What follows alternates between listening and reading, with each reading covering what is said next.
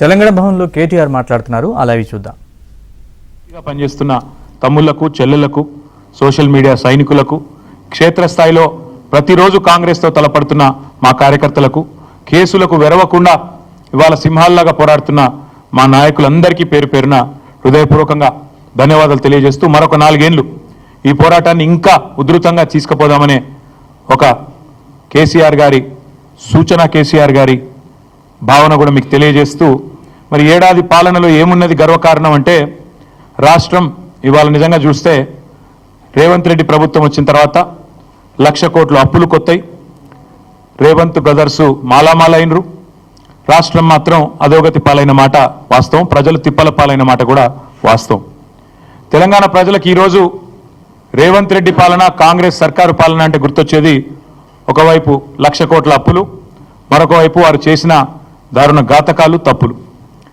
సంవత్సరం నిండింది, మరి సంవత్సరం నిండిన తర్వాత ఏం సాధించినవయ్యా నువ్వు అని చెప్పేవాడిని అడిగితే చెప్పడానికి సమాధానాలు లేవు. ఏదో పేరుకి ఆర్భాటము, హడావుడి తప్ప ఈరోజు నిజంగా చెప్పడానికి సమాధానాలు లేవు. అందుకే ముఖ్యమంత్రి తన తప్పులను కప్పిపుచ్చుకోవడానికే మళ్ళీ అప్పులు అంటూ తప్పుడు కూతలు కూస్తూ ఉన్నాడు. అప్పులు అంటూ తప్పుడు కూతలు కూస్తున్న ముఖ్యమంత్రికి నేను చెప్పేది, అప్పుల మీద కాదు జరగాల్సింది, నీ తప్పుల మీద చర్చ. తెలంగాణ సమాజంలో మేము తప్పకుండా నిన్ను సూటిగా ఇవాళ కొన్ని ప్రశ్నలు అడుగుతున్నాం, దమ్ముంటే సమాధానం చెప్పు. సీఎం అంటే ఇవాళ నువ్వు సీఎం పదవి చేపట్టిన తర్వాత ఆ పదవి స్థాయి కూడా దిగదార్చినావు నువ్వు. ఇవాళ నీ ప్రభుత్వంలో ఎవరన్నా బాగుపడ్డారంటే అనుముల బ్రదర్స్ మాత్రమే బాగుపడ్డారు. నీ ప్రభుత్వంలో ఎవరికన్నా ఏమైనా లాభం జరిగింది అంటే కేవలం అనుముల రేవంత్ రెడ్డి, అనుముల తిరుపతి రెడ్డి, అనుముల జగదీష్ రెడ్డి, అనుముల కొండల్ రెడ్డి, అనుముల కృష్ణారెడ్డి, ఇంకా మిగతా బ్రదర్స్కి మాత్రమే లాభం జరిగింది. హైలైట్ ఏంటంటే రాష్ట్రానికే 1,000 కోట్ల స్థాయిలో పెట్టుబడి ఇచ్చే స్థాయికి అనుముల కుటుంబం చేరిందని చెప్పి వాళ్ళ ప్రజలు అనుకుంటున్న మాట వాస్తవం. మరి వచ్చే సంవత్సరం ఫోర్బ్స్ జాబితాలో రిచెస్ట్ బ్రదర్స్ ఎవరయ్యా అంటే అనుముల బ్రదర్స్ అని వస్తుందేమో, అదానిని కూడా దాటేస్తారేమో అని చెప్పి ప్రజలు కూడా అనుకుంటున్న మాట వాస్తవం. నీ ఏలుబడిలో రాష్ట్రానికి రాబడి తెచ్చే తెలివి లేదు, రాష్ట్ర సంపద పెంచే సోయి లేదు, స్పృహ లేదు, ఒక్కటి కూడా కనీసం పాజిటివ్ పని చేసిన ముఖం లేదు. ఏం చేయాలా? అందుకే నోటికి వచ్చినట్టు తెల్లారులేస్తే కాకి కూతలు చెప్తా. మేము మా నాయకులు ఎప్పుడు చెప్తా ఉంటారు, కేసీఆర్ను తిట్లు, కేసీఆర్కు తిట్లు, దేవుళ్ళ మీద ఓట్లు, ఇచ్చిన హామీలకు తూట్లు. ఇదే నువ్వు చేసింది ఏందా సంవత్సరం అంటే ఒగ్గిది. మాట్లాడితే ముఖ్యమంత్రి అనేవాడు రాష్ట్ర ప్రతిష్ట పెంచాల్సిన ప్రయత్నం చేయాల్సింది పోయి ఇవాళ రాష్ట్ర ప్రతిష్టను, రాష్ట్ర పరువును గంగలో కలిపినట్టు రాష్ట్రం దివాలా తీసిందని దివ్యంగా ఉన్న రాష్ట్రం మీద దివాలా తీసిందని ఆరోపణలు చేసే ఒక దివాలాకోరు ముఖ్యమంత్రి మనకు ఉండడమే ఇవాళ నిజంగా కూడా మనం చేసుకున్న దురదృష్టం.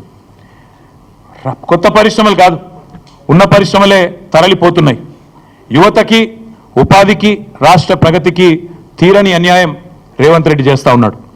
ఇవాళ కొత్త స్లోగన్ పెట్టినాడు, ఇవాళ కొత్త పిఆర్లను పెట్టుకున్నట్టున్నాడు. 2-3 కొత్తగా ఇంగ్లీష్ వచ్చిన వాళ్ళు తోడైనరు. తెలంగాణ రైజింగ్ అట. ఎన్న రైజింగ్ అవుతుంది చెప్పు. ఇండియా షేనింగ్ అని అప్పట్లో ఒకళ్ళు వాగినరు, వాళ్ళు అడ్రస్ లేకుండా వీకినరు. నువ్వు ఎవరు పెట్టుకున్నట్టున్నావు, నిన్న ఇవాళ 2 ఇంగ్లీష్ ముక్కలు వచ్చినోని ఆయన తెలంగాణ రైజింగ్ అట. తెలంగాణ రైజింగ్ కాదు, అనుముల బ్రదర్స్ రైజింగ్. తెలంగాణలో అదానితో పోటీ పడుతూ ఆస్తులు ఎవరికన్నా సృష్టించుకుంటున్నారంటే అనుముల బ్రదర్స్, రేవంత్ బ్రదర్స్ రైజింగు. తెలంగాణ మాత్రం ఫాలింగ్, ఇది పక్కా. నువ్వు ఎవరినన్నాడు? నీకు చేతనైతే నీ కొండారెడ్డిపల్లెకి పోయి ఆడ కూర్చో, రచ్చబండ మీద కూర్చొని పోలీసు వాళ్ళని పక్కకు పెట్టి అడుగు, చెప్తారు రైజింగా ఫాలింగా ఏందో చెప్తారు.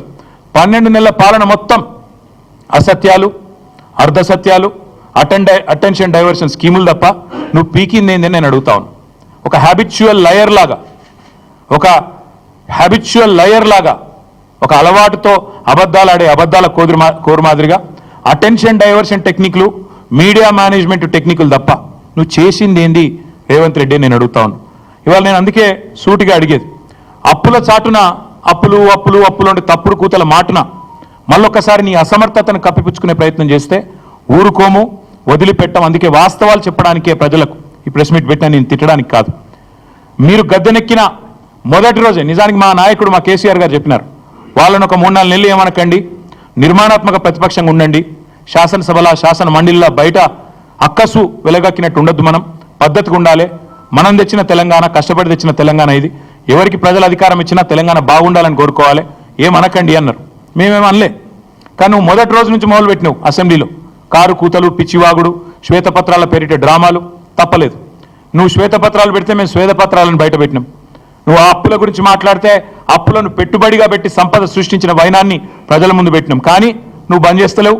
మళ్ళీ నువ్వు, మీ మంత్రులు, మీ మీడియా మేనేజ్మెంట్ టెక్నిక్లతోని ఒక అబద్ధాన్ని 100 సార్లు చెప్తే నిజమవుతుంది అన్నట్టు అదే మాట పదే పదే పదే పదే పాడిందే పాటరా అన్నట్టు ఇవాళ మళ్ళొక్కసారి అసెంబ్లీలో ఎండగట్టినాం, మిమ్మల్ని బయట ఎండగట్టినాం, అయినా మళ్ళీ అదే సొల్లు పురాణం చెప్తా ఉన్నారు. కాబట్టి ఇవాళ మేము మళ్ళీ చెప్తా ఉన్నాం. అయినా ఇవాళ ఎందుకు వచ్చినాయి ఈ దొంగ ముచ్చట్లు? సంవత్సరం అయిపోయింది. సంవత్సరం అయిపోతే నువ్వు సాధించిన విజయాల గురించి చెప్పాలి, చెప్పుకోవాలి.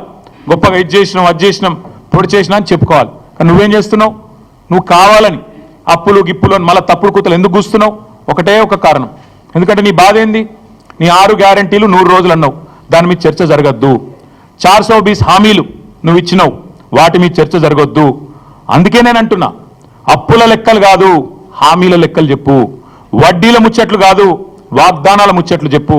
ఆ రోజు చాలా గొప్ప వాగ్దాటి ప్రదర్శించిండ్రు కదా నువ్వు, బట్టి విక్రమార్క ఇద్దరు. ఏమన్నారు ఆ రోజు?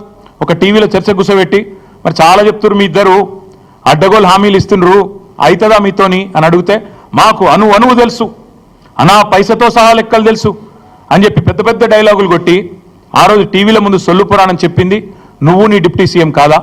ఇవాళ వచ్చి మళ్ళీ దివాలాకోరు మాటలు మాట్లాడుతున్నా ఈ సన్నాసి ముఖ్యమంత్రిని నేను అడుగుతున్నా, నువ్వు కాదా ఆ రోజు చెప్పింది? మాకు అనా పైసతో సహా ప్రతి లెక్క తెలుసు, ఎట్లా మాట నిలబెట్టుకోవాలో తెలుసు అని ఉదరగొట్టింది నువ్వు కాదా? ఆ రోజు దొంగ లెక్కలు, ఈ రోజు కాకి అరుపులు. అందుకే మేము అనేది, దమ్ముంటే అప్పులపై కారు కూతలు కాదు, నీ అసమర్థ పాలన పైన శ్వేతపత్రం విడుదల చెయ్యి. నువ్వు చేసింది ఏందో చెప్పు. నువ్వు చేసింది ఏంది నిజానికి? ఈ సంవత్సరంలో కేసీఆర్ ఇచ్చిన ఉద్యోగాలు నీ ఖాతాలో రాయించుకుంటావు.